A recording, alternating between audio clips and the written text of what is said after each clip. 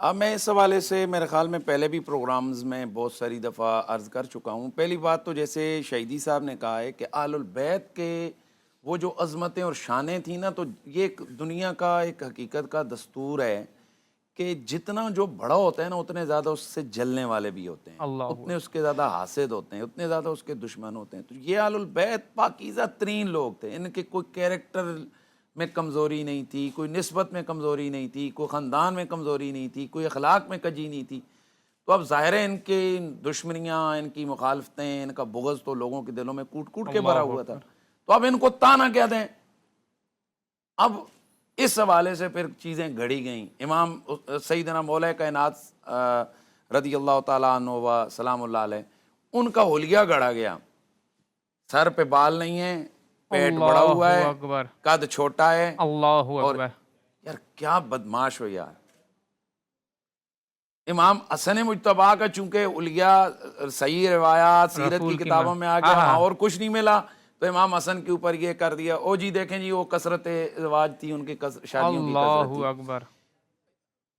بہترین طریقہ یہ ہے کہ جس وقت آپ اگر شادی کرتے ہیں تو کسی کو طلاق دینی ہو، تو طلاق کا بہترین طریقہ یہ ہے کہ طلاق آسن۔ پہلی بات یہ ہے کہ طلاق دینا بغیر کسی شرعی مجبوری کے، یہ اللہ تعالیٰ ابھی کو عمل ہے سخت ناپسندیدہ ترین عمل ہے۔ او بھائی، آج ہم معاشرے میں ہم دیکھتے ہیں کہ لوگ کتنا اس پہ کہتے ہیں یار یہ تو نے کیوں طلاق دی؟ تو اب وہ جن کی تربیت رسول اللہ کی گود میں ہوئی ہے، وہ اللہ خواہ اکبر۔ شادیاں کر رہے ہیں اور لوگوں کو طلاق، بچیوں کو طلاقیں دے رہے ہیں، یار کیا ہے یہ؟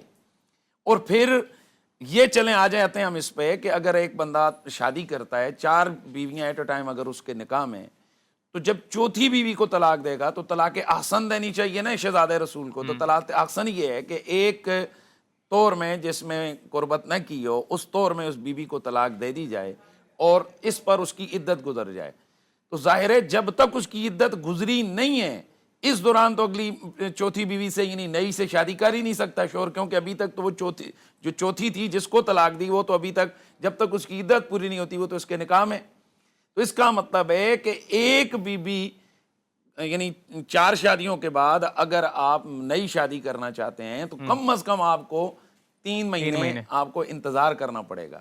صحیح۔ تو اب ان 3 مہینوں کے انتظار کو اگر لگائیں تو 1000 جو ہے نا شادیوں کے لیے 3000 مہینے درکار ہیں، اور اللہ 3000 اکبر۔ مہینوں کو سالوں میں نکالیں تو یہ 250 سال، اللہ اکبر۔ 250 سال چاہیے۔ اللہ پھر اکبر۔ امام حسن مجتبیٰ نے بے شک۔ پیدل حج کیے، پھر جی وہ جنگوں میں گئے۔ جی۔ تو یار جس بندے کا صبح و شام کیلکولیشن کر کے یہی کام ہو نا، اس کو بھی اتنی سینکڑوں شادیاں اللہ کرنے کے اکبر۔ لیے 100 سال کی عمر درکار ہے، جبکہ شہزادہ مصطفیٰ آپ نے 20 سال کی عمر میں پہلی شادی بالکل کی، یا بعض نے 18 بالکل۔ لکھا ہے، اور اس کے بعد 53 یا 57 اللہ اکبر۔ 55 55 یہ مختلف اقوال ہیں۔